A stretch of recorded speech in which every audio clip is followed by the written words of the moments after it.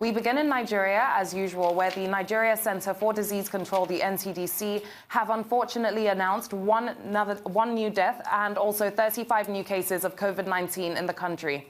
In a tweet on Thursday, the agency said that while 19 cases were recorded in Lagos, the Federal Capital Territory also confirmed 9 fresh cases, while Kano recorded 5 and 2 cases were recorded in Oyo State. As at 10:20 p.m. on the 16th of April, there are 442 confirmed cases now of COVID-19 reported in Nigeria. 152 of the cases have been discharged, meanwhile 13 deaths. Meanwhile, Dr. Chikwe Ihekweazu, the Director General of the NCDC, has asked Nigerians to avoid stigmatizing COVID-19 patients, as it was making it harder to contact trace for the health officials. So, Doctor, now we're seeing a total of 442 cases in the country, so certainly cases are on the rise. And of course, with borders shut, that does mean that community transmission is, of course, going up. Now, Dr. Chikwe Ihekweazu has pointed out something extremely important, which is that we cannot stigmatize COVID-19 patients because it makes it harder for our health officials to contact trace. Over to you. Yes, yesterday a number of very important points were made at the Presidential Task Force briefing on COVID-19. And the first major point is what you've referred to about stigmatization. But it wasn't only Chikwe Ihekweazu, the DG of the NCDC, that made that point. Dr. Osagie Ehanire, the Minister of Health, also amplified that further. And the point is that, look, as articulated by Ehanire, is that when you stigmatize people, they go underground.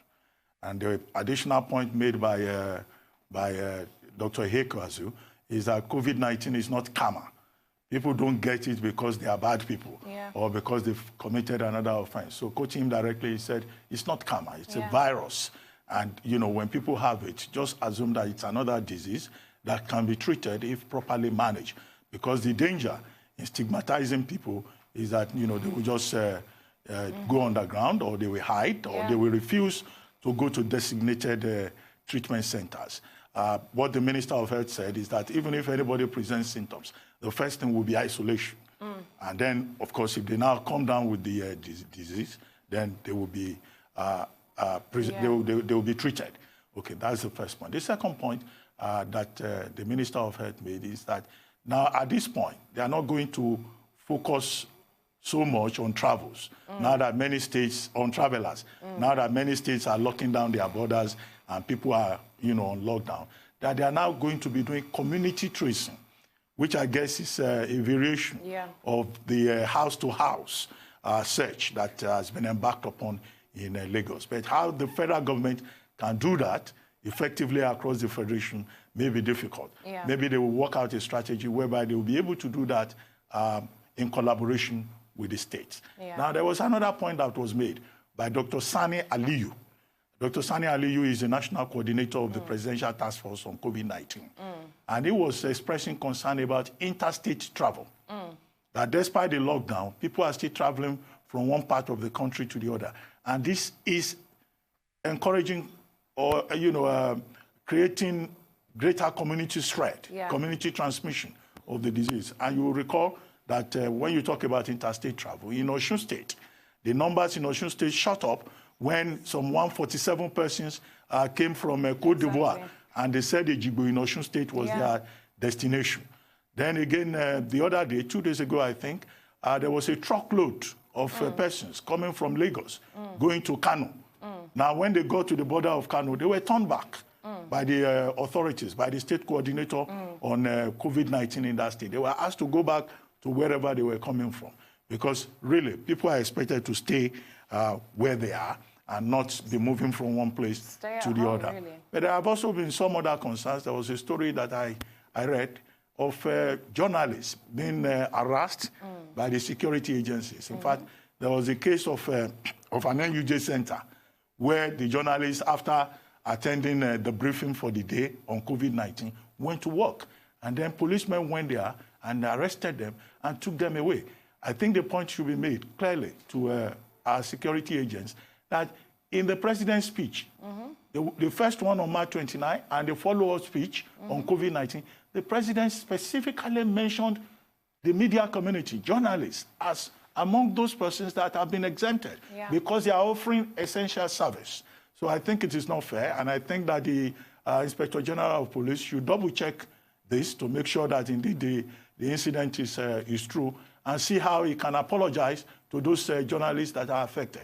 And if any journalist is being detained for doing his or her professional work, they should be released immediately. Absolutely. I couldn't agree with you more. At the end of the day, journalists are essential workers right now, and the harassment or detainment of journalists cannot be condoned in any way. Now, let's take another news headline today. 14 people have unfortunately died in a fire outbreak at an internally displaced persons camp in Ngala local government area of Borno State.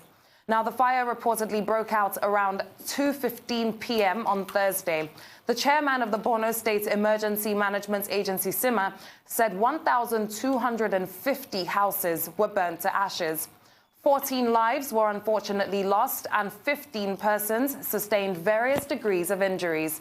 Properties and foodstuffs were also destroyed, worth thousands of naira. He therefore called on well-meaning Nigerians and also the civil society CSOs to come together in the aid of displaced persons.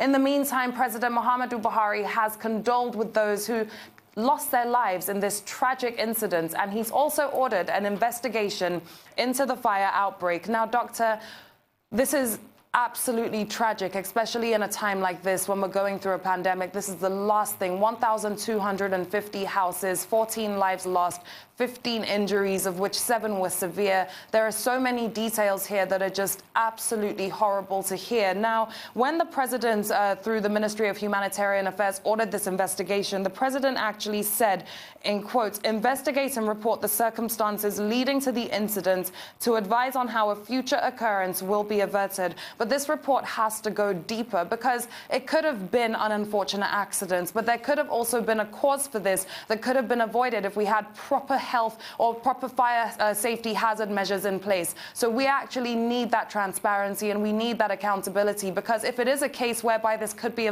have been averted, then we need to know. And I think that's very important, and it must be included in the report. Doctor, over to you.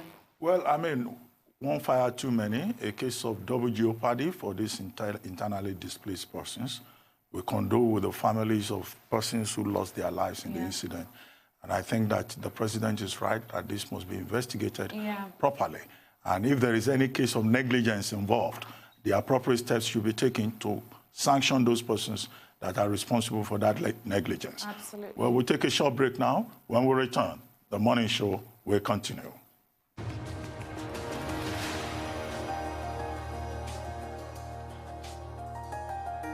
Welcome back to the morning show here on Arise News. We're going to take a quick look at the news headlines. We were continuing with Doctor before we move on to business news of today. We were speaking about the unfortunate, tragic incident that occurred. Yes, I mean, I had said that, the investigation will be necessary, and that if negligence can be established in any way, that should be punished, that should be sanctioned. But the other point to make is that these fires occur too frequently, and in such a surprising manner.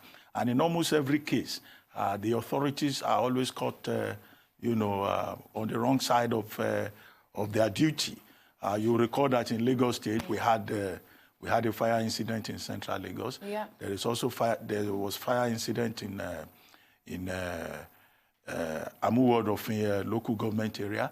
Shortly after that, you had fire incident in the office of the Accountant General of the Federation.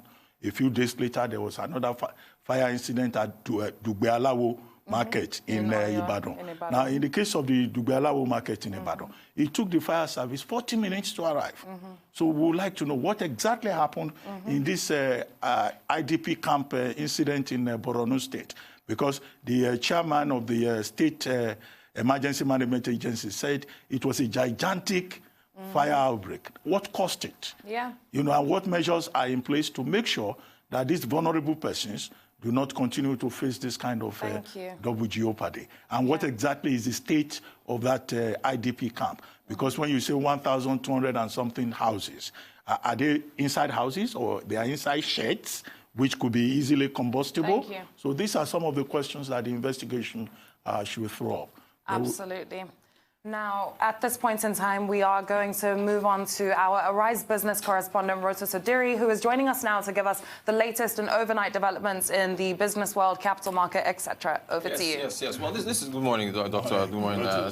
Yes. So really, jobs. What we've been looking at is how the fight against fake news can actually be a job creator. I think over last weekend, due to the 5G conspiracy theory and COVID-19 that's been spreading around the world, 50 cell phone towers in the UK were vandalized, belonging to EE, British Telecoms, and Vodafone. So they were vandalized as a result of these conspiracy theories. Engineers were threatened, were attacked, and so on and so forth. So if you look at what corporations are trying to do, and once again, speaking of corporations, BT, British Telecom, EE, and Vodafone that were affected by these. What corporations are trying to do to fight fake news is using something like the Facebook Journalism Project. Yeah. They've just recently announced a $1 million grant, which is going to be they're working in partnership with the International Fact-Checking Network. They're launching a $1 million grant to support independent fact-checkers amid COVID-19. And what is happening is that they've identified them across the world in collaboration with the International Fact-Checking Network in order to actually, so they're literally giving them money to either assist in scaling their operations across the world, partnering with scientists to back up research that's been announced, and essentially deepen what it is that they're doing. And these are not just news organizations, these are independent ones. Google also has a Google News Initiative, which is also providing relief funds to local communities, news publishing communities that are trying to fight fake news. So the thing is, if you think about what the private sector is doing about this and what government does on the other hand to combat fake news, government's usual directive is just to ban or shut down. If what they're doing in providing funds to independent fact-checking operators, you're essentially, one, supporting journalism as a field, two, bolstering fact-checking as a skill, and telling them that the money that you're using is to scale your operations, to go to different places to check on things, and also partner with scientists to check on research and so on, R&D. And essentially, you're doing it. So the case that's being put forward is that in Nigeria, Congo, whatever governments that are trying to fight fake news, you can actually replicate what the private sector is doing. And in doing so, you're building up the field. Because more sustainable approach, really. Right, it's way more sustainable because you're supporting them and using it with actual funds. Other issues. One, the one about 5G and the destruction of 50 masts in the United Kingdom. The irony of it is that most of those masts were not 5G masts at all. They were probably just 4G. Yeah. But what we've seen in the United Kingdom is that careless talk can cause a lot of damage. When people are misinformed, they can take action that doesn't make sense. And the conspiracy theory around 5G is completely baseless because, as it has been proven, even in countries that do not have 5G, like Malaysia, like Iran, like Nigeria, there is still COVID-19. Right. So there is no connection between COVID-19 and 5G. And 5G, in any case, is just an upgrade of 4G to ensure more speed, more adaptability, more reach, within the electromagnetic spectrum. That's one. Two, the initiative by Google is to give, and Facebook, but first Google, is to give money to small and medium-scale publishers, particularly from around the world. Right. And the application will close on April 29, because the whole idea is that information is important at this time or at any other time to keep communities connected and to ensure that people have the right information about COVID-19. Two, media houses are suffering, particularly the small-scale ones. Many of them have had to retrench staff. Many have not been able to pay salaries. Yeah. They face extraordinary challenges. Yes. So I think that that's a good initiative. And for us in Nigeria, I know Nigerian publishing houses can also try to access the Google initiative. But maybe governments should also begin to think of media intervention fund. Yes. As you are supporting small and medium-scale businesses, then the Nigerian government in particular should put a strategic emphasis on the media so that we can inform people properly. Exactly. As for Facebook, yes, fact-checking. There's a fact-checking global ecosystem. And the whole idea is that misinformation the type that we've seen with 5G, can cause a lot of problems in the world. And the fact-checking ecosystem, which is in every continent, has been doing a lot of work. And it's good to see Facebook providing support in this regard. But I see that the fact-checking company that has been taken is from Congo.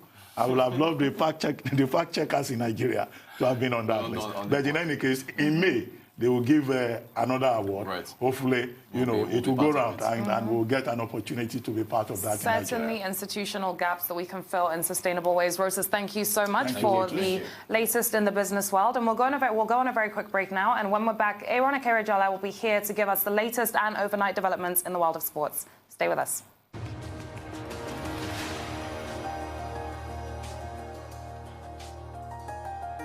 Welcome back to the morning show here on Arise News. We're now joined by Aaron Akerediola for the latest developments in the world of sports. Good morning, Aaron. TGIF. Good morning, TGIF. You can say that again. God, it's Friday. But for some that are still at home, self-isolating and under this lockdown, certainly the days just pass and they honestly, just crisscross Friday over is each other. Monday, Wednesday is Sunday. There's a lot that you can do in the comfort of your home. Yes, you can. Thank God it's Friday. It's for you to go out. Yeah, but not anymore. But you can't do that now. Not anymore. Not anymore. Now, we've been talking about sports stars weighing into the fight against COVID-19, and one man has actually taken it to the next level. Talking about Samuel Eto'o Fields, the Cameroonian legend has actually, at this point in time, decided and said to himself that I want to give my own contribution to this particular one, and that has been quite remarkable, understanding that Samuel Eto'o Fields, at the moment, has said he is pledging to back 100,000 Cameroonians with vital supplies through his Samuel Eto'o Foundation, and he'll be doing that spread across 4 cities, Bofasam, Boué, then Douala, then the capital Yaoundé, and 50,000 from those cities will be getting vital supplies, and also taxi drivers will be getting 50,000 max. He's been doing everything possible to ensure that at least, even though the government might not be able to do as much as expected, they can weigh in their own little way, and everything makes a difference ultimately. Brilliant. Well, a commendable initiative, and we should thank Samuel Eto'o Fields for his patriotism again. Yes. For his public spiritedness. Yeah. The other day we discussed the footballers in the UK who came together and started contributing money.